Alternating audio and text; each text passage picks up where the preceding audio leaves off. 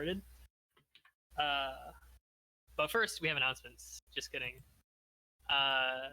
Officer app is out, as you know, probably. Please fill it out if you're interested. Doesn't matter if you're always here or if you always participate in game jams. We just want people for officers. We kind of need it, actually. So please fill it out. Jam voting has started if you didn't see an announcement. So go ahead and throw as many jam themes as you want. I always throw in like at least like 10. So go ham. In around 2 weeks-ish, we'll start round 2. And then the jam will take place February 26th to 28th. Hopefully that time will work out better. Or we'll try it out. Shine, you cannot be an officer. Anyways, get hyped for a guest talk next week by Emily, who's an old officer, on narrative design. I think she works at Tencent now. I want to say as a narrative designer, some sort of game designer. So that'll be pretty interesting. See what she has to say. All right. So I've gathered you all here today to talk about what makes a good boss and kind of how can we take these principles that I came up with into designing a boss for maybe a game jam or just in general having a boss fight. Because I think we can all agree that boss fights are pretty cool. It's a disclaimer. This is all subjective. These are all my wild ideas. You'll probably disagree with a lot of them.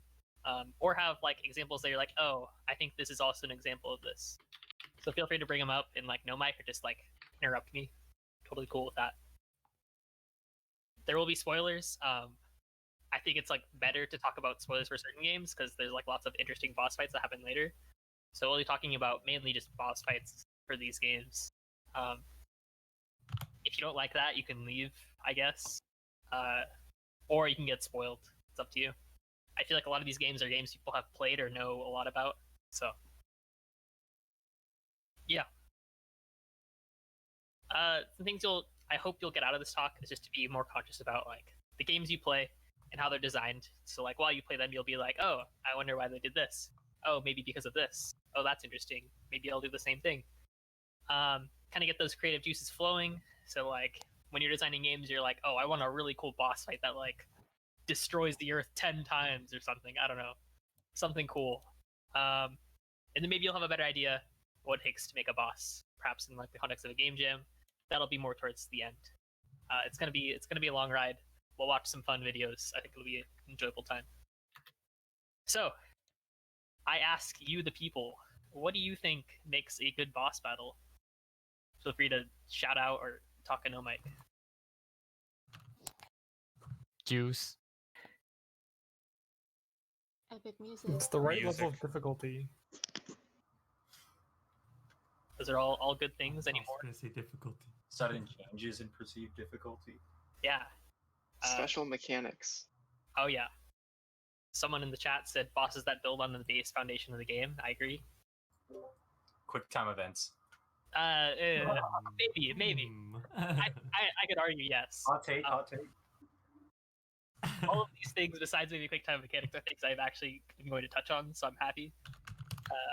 I think covered a lot of ground. All right. This is kind of like my list of things that I came up with that I think are pretty good. We'll get through all these. The first one we're going to talk about is embodying kind of the main design of the game or the level. I just want to say quickly that ultimately, I feel like a boss fight is like a bite-sized version of a level when you're designing it. You kind of like you have some mechanics the player learns, and they have to execute them, and then it's over. It's kind of like this like bite-sized chunk, but it's also kind of like a test of like what you've learned so far in the game. I would agree with Brendan that long unskippable cutscenes are definitely a part of boss fights. Yeah, no, just kidding. So going back to this list, we're going to start with this main point. Embodies the main design of the game or level. I think this one's pretty straightforward. If you played like any Zelda games, a common thing is like you get the bow in a dungeon. You could probably bet that in the boss you're going to have to use the bow. As a hit, it's usually like the glowing things, and it's kind of like the same for like every item. So you kind of like know what to expect, and it kind of tests like, can you use that item? Skyward Sword, when it came along, it kind of like mixed up this formula because that entire game was about kind of the sword mechanics with like the Wii Motion Plus. They were really proud about that. So it focused less on the items you got in the dungeons as like a test of like the boss fights, and more was like how can you use the sword mechanic that's like central to the game. For example, with the Gearham fight, even though you get like the beetle item, you don't actually use it in the boss. You kind of use the sword. This is a really frustrating boss that we'll talk about later. Another great example that I came up with recently. This is from Dark Souls, so if you're afraid about spoilers, you can go away. There's a certain boss called Four Kings. Well, okay, we'll start. I would say Dark Souls is a game about subverting expectations. You kind of like don't know what you're gonna be up against. You fight it, you're probably gonna lose, and you'd be like, "Well, that was crazy," and then you'll just try again and again. So Four Kings is this boss fight. I wish I had a video for it, but I did not plan that. You're kind of like you jump into this pit, and it's like pitch black. Like there's literally no textures in the ground, so you have no idea where you are. It's super disorienting. And then this like really creepy like floating night guy comes at you, and you're like, okay. And he doesn't have a whole lot of health, and you kill him pretty fast. But then you notice that like he has a different health bar from like the boss health bar at the bottom of the screen, and you're like, okay, maybe you have to find multiple of them. So then another one appears, and you're like, okay, I got this. I'll fight this guy. And then a third, and you're like, okay, I get the idea. The boss is named Four Kings. It tells you there's gonna be four of them. And then like you finish it, and you're like, cool, I beat the boss. But then like the thing doesn't pop up where it's like, oh, like I forgot what it says in Dark Souls. I've been playing Bloodborne. It's like vanquished, whatever. I don't know. I remember like when I was playing it, like I took my hand off the controller because I'm like, oh, cool, I beat the boss. And you realize, wait, there's still more health in the boss. There's a fifth king. And it was like a really cool moment because like in the context of Dark Souls, like there was no way you would expect that. The game like told you that there was four, and there's actually five. I like to call it five kings. Fun fact in like speedruns, I think you only fight like three of them or something because you can still damage them as they die. It's just a really cool moment that I think is like, if your game's about subverting expectations, I think that's like a Dark Souls is a really great game to study in general, or like all from soft games. Okay, set pieces. I think this is really important. I like to think of this as like the visuals that you remember from the boss. Because if you think about like a boss you really enjoy, you probably remember something about the boss. Maybe it's like the boss itself, like it has like a very interesting visual, or maybe it's like the stage at which you fight the boss, like the environment around you is the set piece. Like in Wind Waker, as you're fighting Ganon at the end of the game, like water is flooding down as you're fighting him, and it's just like the super cinematic, like what's going on. It's super cool and super pretty to look at. Skyward Sword does something similar with the final boss in that game, where you're kind of like in this like plane of water with like lightning crashing down, and it's just like such a super cool visual that like it's just stuck in your head. And I think that's like super important for boss fights in general. This is something more like for like an artistic perspective. So like if you're a programmer, maybe you can't do this, but maybe you can like make like an interesting shader or like particle system that really makes the boss fight really cool. We'll see one of those later. Another one in the more 2D space is like the Azrael fight, Undertale. Most fights in the game kind of have like this black and white visuals for the fights, but then the Azrael fight has these really cool like, I don't even know what to call them, really cool like earthboundy effects in the background that really make the fight visually interesting. All right, we've breezed through 2 points. Anyone have any thoughts or questions so far? Or want to bring up any examples?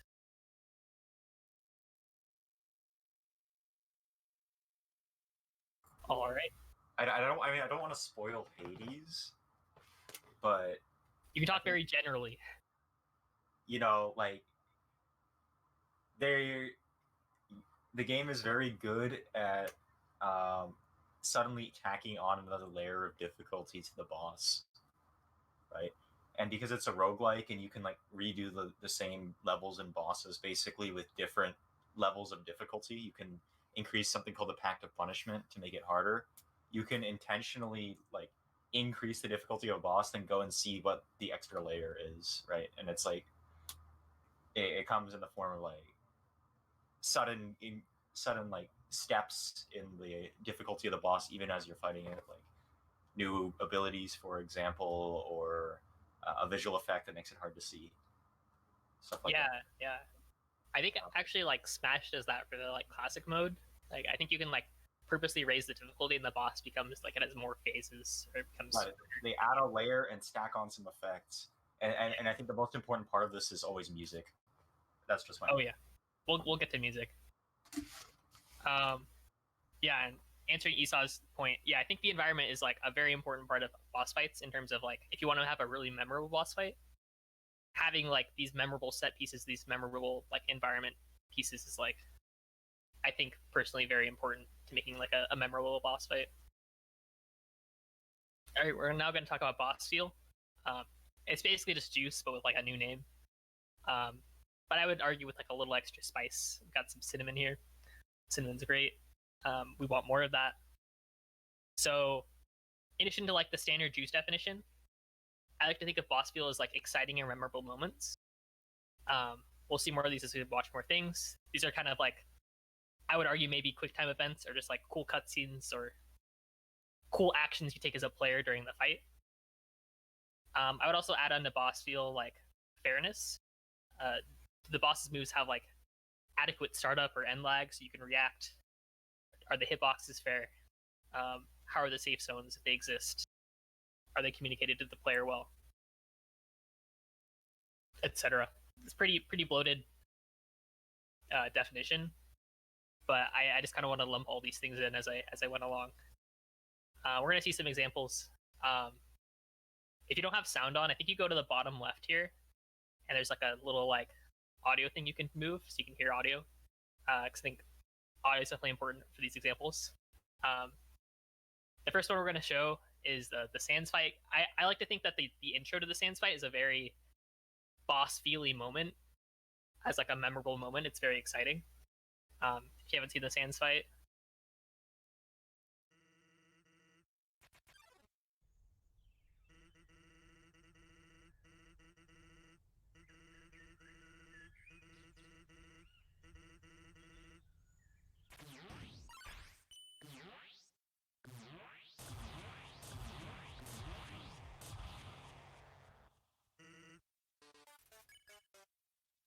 right? It's like a really exciting moment. Like, what are some things that like you notice here that they did?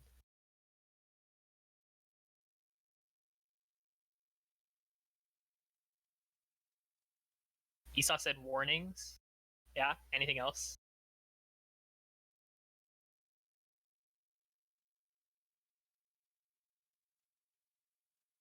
One thing I would say that was like exciting was like he takes his action before you even have like a chance to react.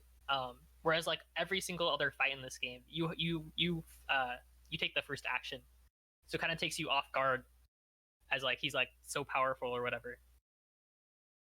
Yeah, it happens mid sentence. It's really fast. I think compared to most attacks in the game, like these are really fast. There's also some good things like there's lots of like juice with like the squash and stretch that goes on with like the lasers. There's nice sound effect cues when things happen. Overall, like I think it's a really exciting moment. That's enough Sans. I'm gonna show a little bit of this boss fight too from Dark Souls. Again, like kind of think about like what you see. There isn't like per se like one moment, but I think it's just like a very good boss fight to study.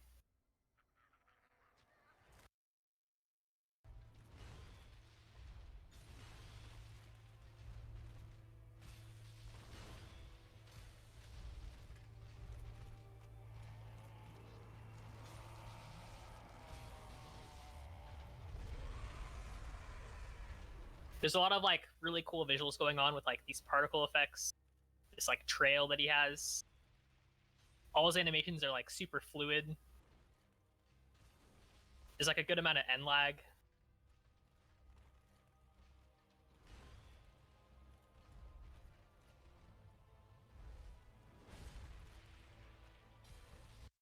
Yeah. Anything else people want to talk about this one?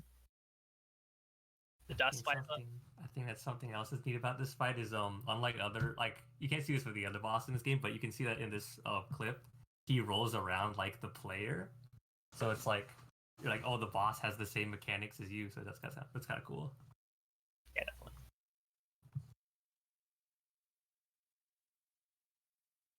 Something else that's neat is like through the boss fight, like you don't really see it for like the short clip, but like he kind of powers up as you like deal damage to him, so his attacks get faster.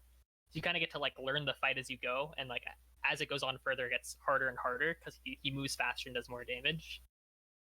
It definitely feels like really exciting. Yeah. Yeah, we already talked about this.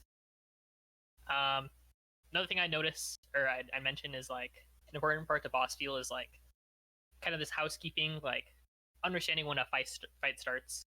For a lot of Dark Souls games, you have like the fog door that you go through, or like you have like a boss door, or in Mega Man, you usually have these hallways. Unless your game, like, it's better if you don't have those. Cough, cough, Bloodborne.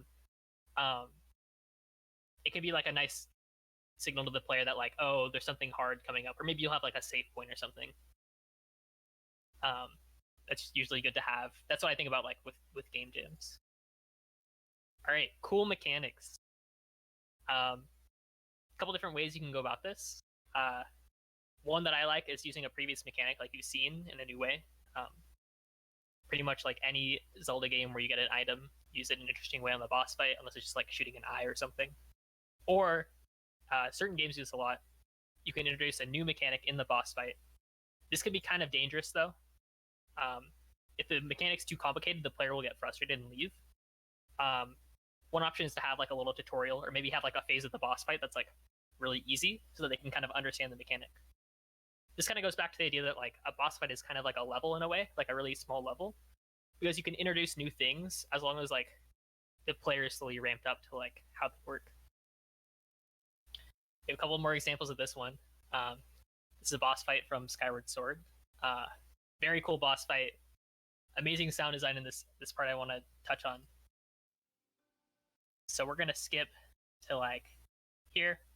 The boss has all these arms, and you have this like whip that you use to like throw off the arms. I just love like listening to the sound effects in this boss fight. It's so cool.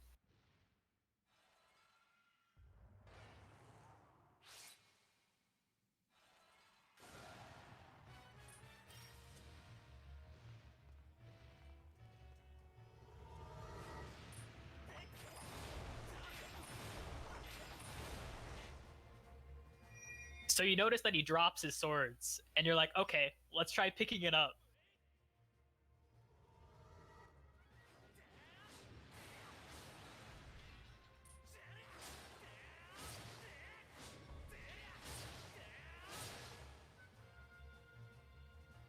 Yeah, it feels like super impactful when you like hit him with a giant sword. And it's just like, I don't think early in the game you have the mechanic where you pick up swords. It exists in like earlier Zelda games. But it's like an easy enough mechanic where the game like points at the sword and it kind of glows. So you know, like you got to use this sword, and then you just go to town on the boss, and it feels super satisfying. Yeah. A more frustrating example of maybe something not to do. This would be an example of using a mechanic in a new way, kind of. This is the first boss fight in Skyward Sword against Skirhim. This is kind of like a swordy, like you're using your sword to fight him. And I think for a lot of people who play this game, if you ask them like what the mechanic of this boss fight is, they just say, I have no idea. I just like swung around the Wiimote until like he died. Like, that's what I did. Because he has this mechanic where he'll like grab your sword and like throw it away. And it's like really unintuitive, like why he throws away your sword or how he does it. I didn't actually learn how it worked until like watching a speedrun where they explained it. What you're supposed to do is that when you swing your sword, you have to act like you're going to swing in one direction, but then feign and swing in the other direction. And that's how you hit him.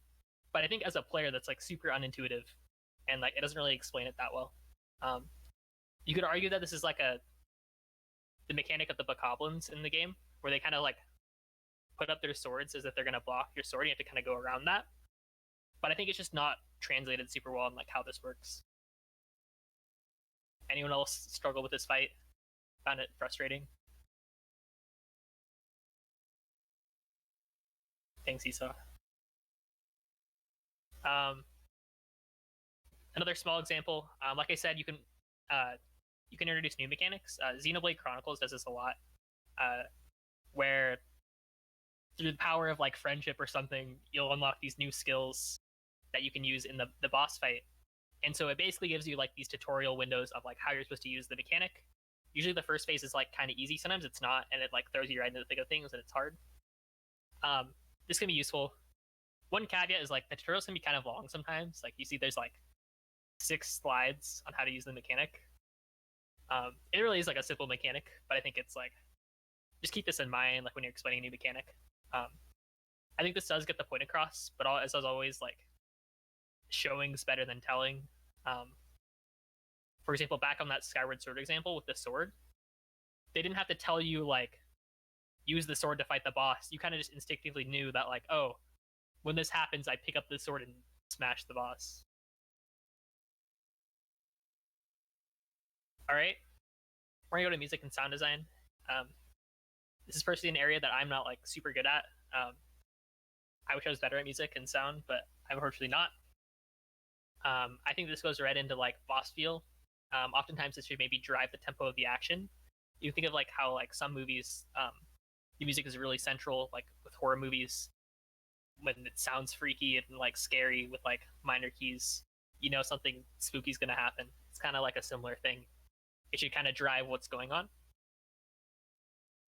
This is a snapshot taken from this YouTube video. I'll post the link later. It's a really good video. This is from Pikmin 3. All the music in that game is like amazing, and like it has all these layers to the music. And this is kind of like a diagram of how the music works in one of the boss fights. They basically have like tons of different layers of like this one song that have like different tempos, different keys, and they kind of like layer them in and out and fade them in and out based on what's going on. So you can see like these are like the main actions of the boss fight that happen, and then there's like these smaller like little like melodies or like rhythms that happen based on other conditions. Like say you're near a light source, this drum snare will like start hitting, or like if you're near the boss, like this like trombone will get all like spooky or something.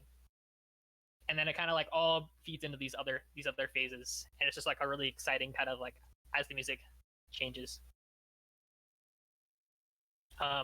It's kind of like a lot to process and like hard to listen to. I'd recommend just really watching this video. It's really cool. I have like a smaller example. This is not one of the games I was going to talk about, but I have an example from a boss from Twilight Princess that I think this game has this mechanic, and it's like easy to kind of listen to and follow. So if you want to take a listen, how it works is that in this game, when you get an opportunity to like attack the boss, this kind of like victorious melody kind of starts playing. And so definitely just take a listen to when Link kind of grapples onto the boss. This boss also has like really good game feel. We want to go here.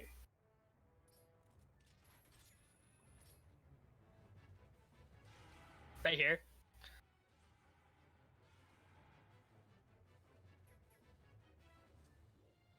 And then it kind of fades out to this more ominous part.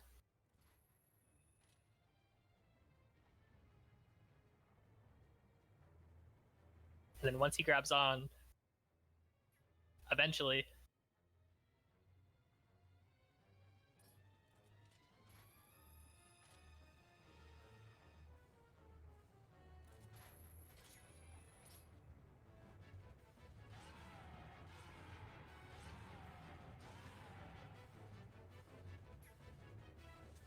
yeah, so you can kind of hear like it kind of matches the action that's going on, and it like makes the moment feel like a lot more impactful and like interesting. It's kind of like a cue that like, oh, I should be like fighting or something. And then we talked about Artorias earlier, or we saw the video. I think with this fight, like there's a lot of good SFX with like how the sword moves, the weight of the sword. I think sound effects go a long way in like for weight. I know in like an earlier talk, Shine talked about like a gun where they just like bass boosted like the sound of the gun, and it made it feel like more impactful. I think a similar thing can happen with like any attack of a boss or anything. Like you know how strong something is by how it sounds, or at least you have like an idea of how strong something is. So I think sound goes a long way. I wish I could talk more about this, but I don't have a lot of information to go off of. And finally, narrative impact of the fight. So I feel like this is like a very JRPG trope where like you fight something and it's very like meaningful. I could argue like fighting a random monster like doesn't feel that impactful, but if it's a monster that like killed your entire family, spoilers to some game that I'm not going to mention, it's a lot more impactful, and it feels like really good, right? Because like there's like some impact to like the fight and like what it means. There's some meaning to it. It's not just like you're fighting something. Also, understanding the boss's motivation is like really important. For this reason, I'd argue like the Dark Souls franchise is like a little bit weak unless like you know the lore. I don't know nothing about the lore, so I can't say this. But like if you don't know like why the boss is doing what it's doing, you're just like, oh, I'm just fighting this dude here. I don't know why. But like if he talks to you, if you know their motivation for why they're doing the things they're doing, then it becomes like a lot more interesting, I think, and becomes more memorable. Yeah, Shine's talking about how in Dark Souls all the lore is in the item descriptions. I feel like for that series, you just kind of like watch YouTube videos to understand it. Take that for what you will. A strong narrative can also drive gameplay. I think this is like also super important. A game like Xenoblade would be much less interesting if it didn't have a strong narrative. You're just walking point A to point B, you fight something, you walk point A to point B. It's a narrative that really drives the gameplay and the boss fights and makes them interesting. I have no idea what Emily's going to talk about next week, but I'm sure she'll touch more on narrative design as a whole. So be ready for that. No spoilers. I'm just going to put this here. If you played Mother 3, I think you know a lot about this boss fight and how it's very important and interesting. And if you know nothing about this boss fight, you're just like, oh, it's just this dude, or masked man as he's called. But it's a very interesting boss fight that has a lot of narrative implications that make it very memorable and interesting. I would say that also the Asgore fight is also the same way, very interesting, because as you go through the game Undertale, you kind of understand what his motivations are, and how sad this fight is, and how like it's very interesting. Also, the Toriel fight from the beginning of the game is probably like a similar idea. Whereas that kind of like narrative part where like she stops attacking you if you get low enough on health, and that makes the fight really memorable. It's kind of like a narrative standpoint. Anyone have any other examples from games that aren't like spoiler heavy? I think that's hard to say. You could just mention the name's game, or the game's name, and then like you could speculate. Cuphead? I've not beaten Cuphead, so I cannot say that. But Hollow Knight, yeah.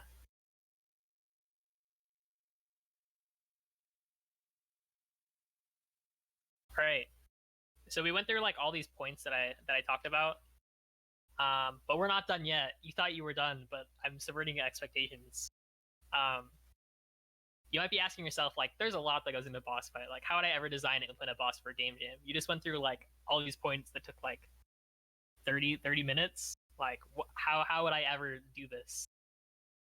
And the answer, like any game jam, is to try your best. And maybe you don't succeed. Maybe you can be like me, and for the Winter Game Jam, implement like one boss kind of, and then another boss, have all the assets for, but never actually do anything with, and just sitting on my computer staring at me. Try your best, because sometimes you succeed, and it feels really good.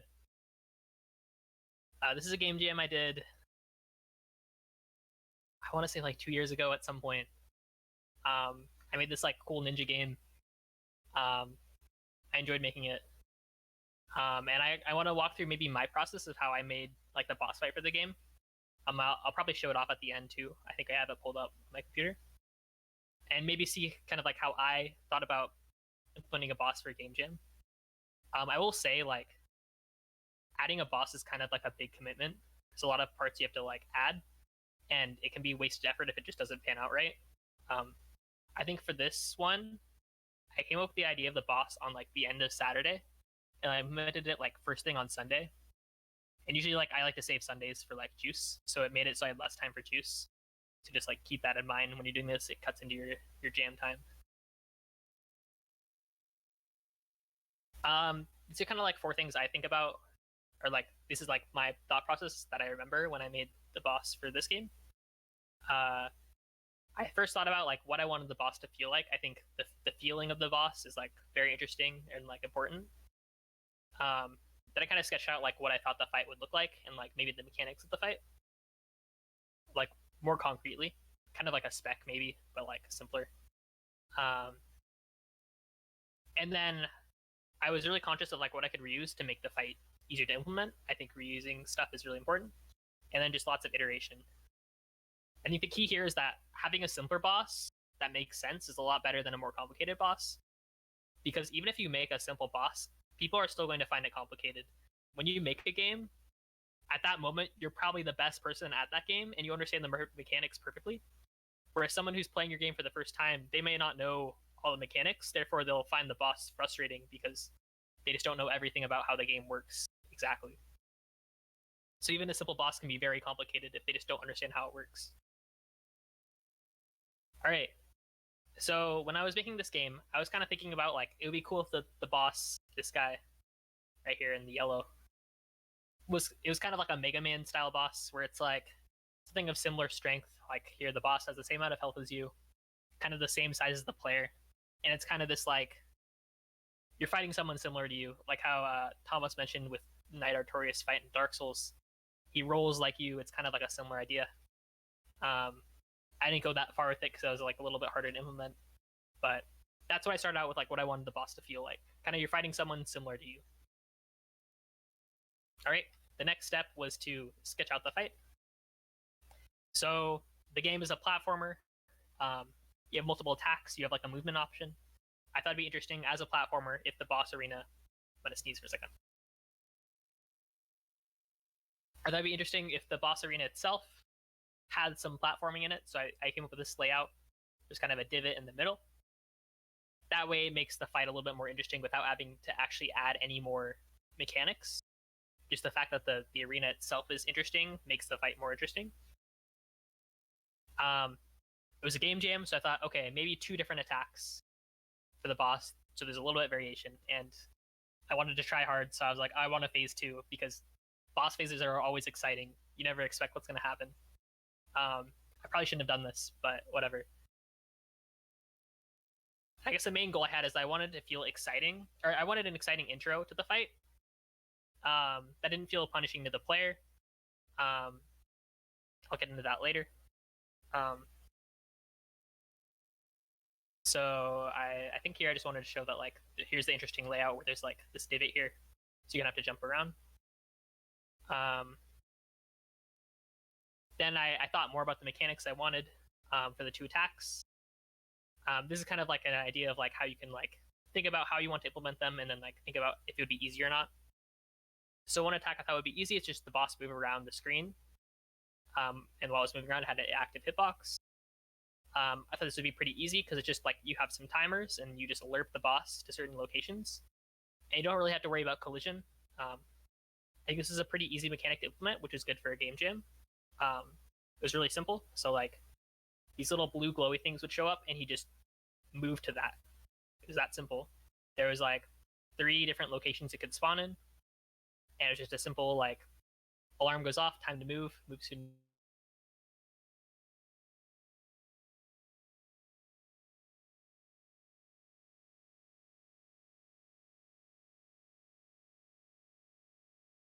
Was a pretty easy implementation. I just did the same thing as the player with like a different angle, and I could reuse a lot of the systems I already had in place. So like he just stand up here and shoot down projectiles.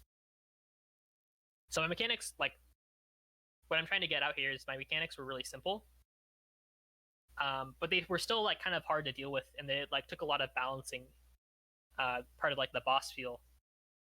It took a lot of fine tuning. My third part was being conscious of what I could reuse. I already talked about this a little bit. So the boss fight itself, or the boss sprite, is pretty much the exact same as the player, just with like some really minor differences. This allowed me to save a lot of time because I just like recolored it and like called it good. This also meant I could reuse all my animations from my player because like I had already made them. And then that saved a lot of time for like a game jam perspective. And then also the projectiles he shoots are these little, people say they look like candies. They're like little enemies I introduced earlier. And this kind of reinforces an earlier mechanic where you can dash through these and you get your dash back. And so allowed like it kind of made the boss fight feel more cohesive to the world. So like reusing enemies in boss fights can totally be fine. Or using mechanics earlier in the game in a boss fight is totally fine. The player will recognize that and they'll be more equipped to handle it and they'll know what to do immediately. I also reuse a little bit of behavior. That's something you can reuse as well. So like maybe your boss has some attack animation. You can reuse it from like another enemy or maybe the player itself. Maybe your boss has some sort of AI that you've used earlier in an enemy that you can slap in there. There's tons of stuff you can reuse in code, or like a projectile script, you can reuse that. Just kind of be conscious of that as you're developing a boss fight, I think. Okay, so I've talked about like all these points about like my process of making a boss, and of course then you like implement it and test. I kind of want to see like how many of the topics I talked about in like the first half of this talk. It's a lot of talks in a sentence. See how many of them I hit in terms of like developing a boss I feel like would be good. Of course, I'm like nitpicking like after the fact, like what I did, so I'm kind of cheating. But one, embodying the main design of the game or level. So game about platforming and dashing through enemies. The dashing part, I had these little projectiles that you could dash through. There's platforming in like the stage layout itself, and also when the boss moves, you kind of need to get out of the way and jump. The next is set pieces. Even if you have like a simple pixel art game, you can still have like interesting visual. So here I have like screenshots from like the earlier level. Not something particularly interesting. I think I used like an NES palette. I'm not the best at using this palette. But I still made it visually distinct from the boss room. I made this like cool little like moon. It looks pretty nice. And then the background is all black versus like this kind of blue color and this green. I think that still makes it visually interesting enough from like the base game, so you'll kind of remember it. Next is boss feel. I'll show some gameplay in a bit, but I think this is mainly through like attack timings, safe zones, kind of adhering to the mechanics of the game in terms of like when can you hit an enemy, how does it interact, how do your different moves interact with enemies, etc. An interesting thing was that originally there was a safe spot, I think here and here. And when I was playtesting, I was like, oh, that's unfair. A player can just stand there, never get hit, or never have to move. So I took them out.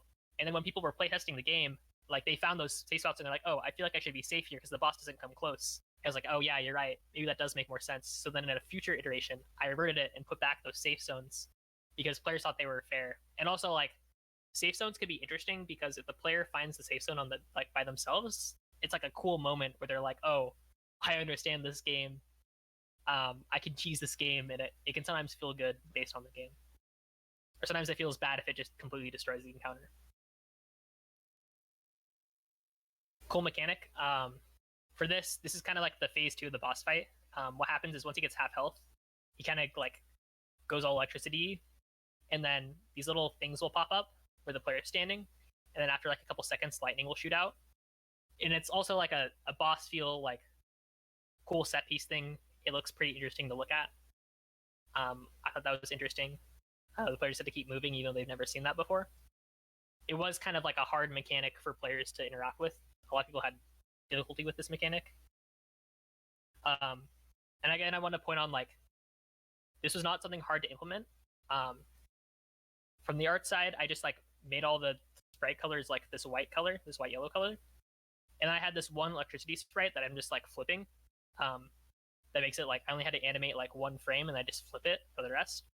Same with this lightning. It's just one sprite that I'm flipping back and forth to kind of give an animation.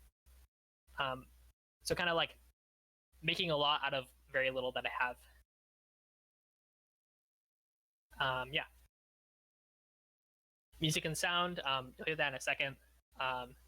Mira, who did the sound for the game, remixed the level theme to make it sound kind of like all glitchy, and I think it sounds pretty cool. In terms of sound effects, I had like a cool lightning sound effect, and otherwise the boss used like sounds from earlier in the game. Again, I reused stuff so that it sounds like the same as the game itself. Narrative impact of the fight. it's a game jam. I didn't have time to make any sort of narrative. You know how it goes. Nothing there that I could show. Yeah. So we're nearing the end now. I kind of want to say like, what did you come? Or wait. Yeah, this is kind of like what I learned. Like games, bosses can be very complex or very simple. Even like simple mechanics can still be very complex if they're implemented badly. And simple mechanics are still very effective. They can still feel very satisfying for boss encounters. You don't have to have like a million things going on, and you have to like stand in like one spot, or else you don't get like death beamed for it to be interesting. Even just like fighting a boss who's like very similar to you with like a very low power level can still feel really good. It's also very easy to overturn a boss, be it through damage or like the sound effects or like the hitboxes. I think it's better to have an undertuned boss than to make players frustrated when they're like, oh, this doesn't make any sense. Why did I get hit here? Or like, I have no time to dodge. Player skill can vary a lot. I think it's always better to undertune rather than overtune. Unless it's like Dark Souls, I guess. It's up to debate. So now we go back to the very beginning, a lot of slides ago. I had these kind of main points that hopefully you'll come away with, which is hopefully you'll be more conscious about games you play in the future and the design choices of those bosses. Maybe you've gotten some ideas about how to make your own bosses or like some ideas for cool, interesting bosses. And maybe you'll make the plunge in this game jam and make a boss. But if you do attempt to make a boss and it goes like terribly wrong, go ahead and blame me, but also don't, please. Making a boss is like kind of difficult. Hopefully you try it. Maybe you try it. That'll be fun. Go out there and make some cool games. I wanted to quickly show just like one last thing. I'm gonna switch my screen share. I have my game pulled up.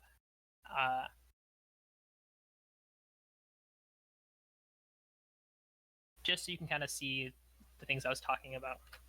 I talked about how there was like an interesting intro I wanted, and I couldn't really show that through like a GIF. So I'll just share. If it will show up.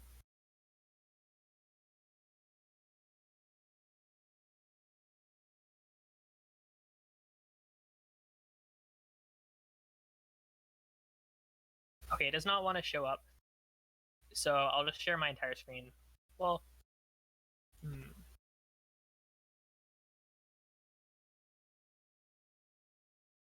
all right, there'll be no sound, but that's okay.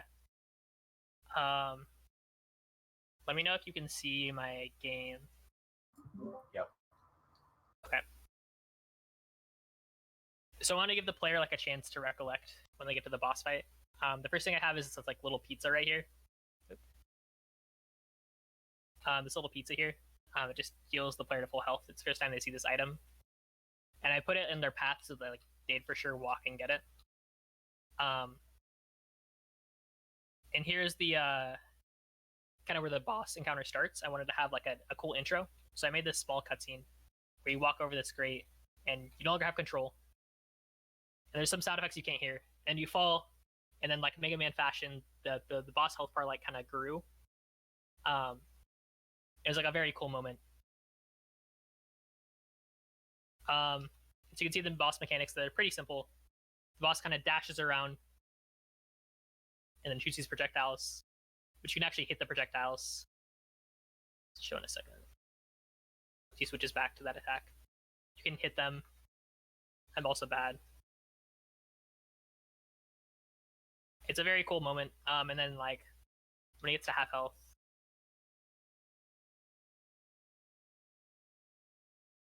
there's this cool lightning effect that you kind of have to dodge around. And I make this look really easy because like I programmed this, but like I definitely saw a lot of people struggle with this when they played this game. And yeah, hopefully you learned something.